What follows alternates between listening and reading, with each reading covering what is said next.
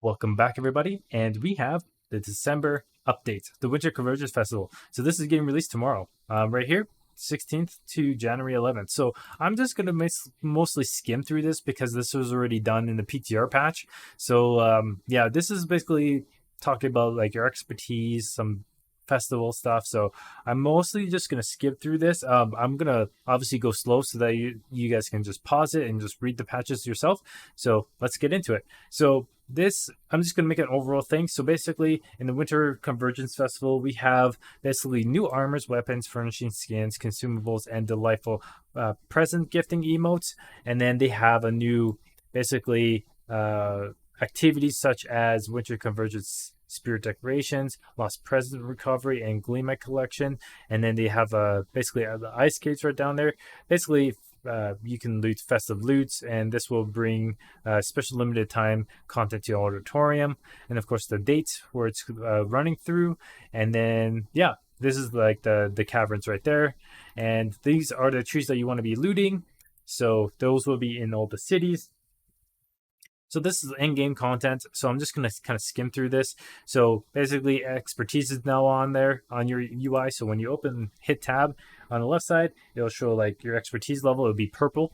And then every time you level, there'll be like expertise in the middle, and it'll show level. You have upgraded your expertise to like 518 or something like that. So there's that. And then you can get these orbs. So gypsum, I mean. So defeating level 60 gyps open named bosses typically found in elite landmarks. You can get obsidian, sapphire, defeating Lazarus in the Genesis, ruby, outpost rust, emerald is going to just be found in basically aptitude reward containers. So when you hit 200, there'll be like three ticks. So every time you hit an expertise, you get one chest, and then the second chest, and the third chest. And once you hit the third chest, I think you get a emerald. So which is kind of nice. The This one is going to be found in arena caches. This one is found in breaches. Topaz is a little bit of a different one. So basically found on hostile creatures level 55 and plus, but only after consuming a special atonement potion that can be crafted in a tier 5 camp. So basically in your tier 5 camp, when you place down your camp, there will be like, I think it's near the bottom where you show the atonement potions. You can only craft that once per week. So once you take that, you have to defeat level 55 monsters. So kind of that's how it works. And lastly, this one is only done by basically collecting 3 trees that you interact with.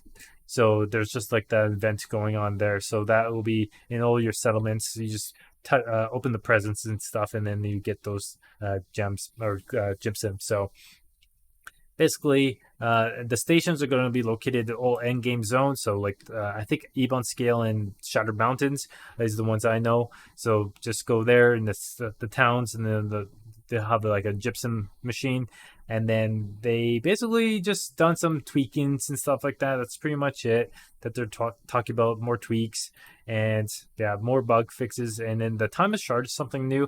So a new crafting ingredient that can be used to guarantee specific stats on weapon and armor. So that's basically something like that you get. And so it is a crafting artifact that enables players to craft an item specific attribute bonuses on it while it's still being used to craft mods to guarantee a perk. And then the timeless shards are guaranteed to drop from expedition bosses and have a chance to drop from elite chests in expeditions and elite points of interest. So there's that.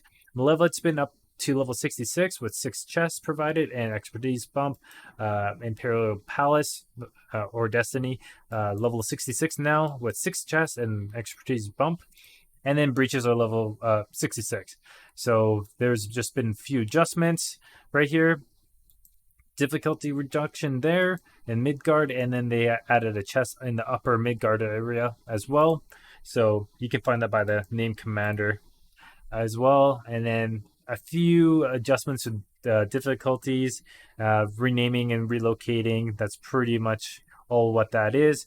Now, world experience. So we got new quests. So basically, these are the quests you have now. Destiny on Earth has a soloable option, and then there's like a few of these quests that you can do, and then we have added supplemental territory quests. So you get 16 in Morningdale and 13 in Restless. And then we have a new housing quest. So 7 new quests added that are unlocked as players progress their territory standings. These quests allow players to assist an idealistic architect as he undertakes a bold mission to construct new houses out in the wilds of Auditorium. I'm guessing this is probably the patch that they're talking about, and this guy's like maybe making a city. I don't know. Possibly that's probably where I would be thinking that this guy's probably going to start building houses or something.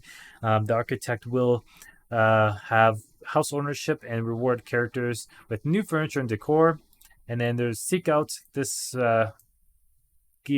Giacomo, some in the First Light, Everfall, or Monarch Bluff, or Windsward. To get started, completion of Enroaching Corruption required. So I guess there's a chain right there. And notable fixes. You guys could pause and kind of see that. Combat AI, this one you guys could just check out because it's just nerfs or changes with certain things. Dodge, perks. You can see all the changes there. Outpost Rust. Go ahead and pause, by the way. You can pause right here and kind of see all the different types of nerfs or buffs with all your stuff. Some more over there. And then we have General AI. So again, more just what these guys do. Just AI stuff. So I'm just gonna, you guys can pause and kind of see what type of stuff has changed. This one's pretty important. So economy and progression and loot. So basically we have aptitude. Like I was saying, it's a level 200. You have to be 200 to get these chests. So basically there'll be 3 markers, and then every time you hit a marker you get a chest. Tier 1, tier 2, tier 3. And then yeah, that's basically how they all work, and that's pretty much it. So yeah, and then once you hit a round, you get an aptitude counter by 1. So once you hit 1, then you have 2, and then you keep going up and up and up, and you keep getting more and more stuff. And then there's patterns required a specific amount of crafting resources to create, but guaranteed gear score of 600. So that's massive. 600 gear, you can craft 600 gear score with these patterns. That's really, really cool. Patterns still roll perks, and players have the normal amount of control their outcome with craft mods and Azoth. So you're still in control of what you can change in the patterns. Equipment patterns have a small chance to drop Arcana, weapon, armoring, and engineer aptitude rewards from caches. So yeah, that's really cool. Refinement. So now they changed the Orcal. You can make 250 makes 1 Tovium or Cinnabar. So this goes to the other ones as well. So like if you have Ironhide, you can make those legendary Scarhide and stuff like that. So that's pretty much that. Takes 250 of all of them. So, and then Orcal ingots can now be crafted with platinum, so probably a cheaper alternative, maybe, depending on your server. So loots, you guys can kind of see what they've added. The most noticeable thing is that the rings and amulets and earrings can now drop in all level 16 content, where it's just before it's just a trinket, which was kind of ridiculous. So yeah, it's nice that you can actually get these other 3 drops as well, which was kind of frustrating. And some perks have changed on the shields, or added, I think, and then just a few other things. And then more feminine armor appearances have been added to the game as world drops. So there's that. Crafting, there's some of this that you guys can go ahead and read. Fishing, there's some of that. Notable bug fixes, I'm not going to go over that, but that's kind of like what you can get right there. More UI and socials. So this is kind of big, I guess, for certain people, you know. So like there's some of those fixes. Basically, I feel like things are a little bit smushed, but that's okay. But yeah, that's kind of like the fixes. PTR notes, there's some of that. December end game update. So there's this, basically going over some of the stuff again what we just discussed about. They just reducing cooldowns and or increasing something or something like that. So that's basically what they're talking about, mostly like gypsum stuff like that. Combat perks, kind of see that again, and then the weapons as well. And then a huge bunch of bugs, fixes. You guys can kind of read all of that.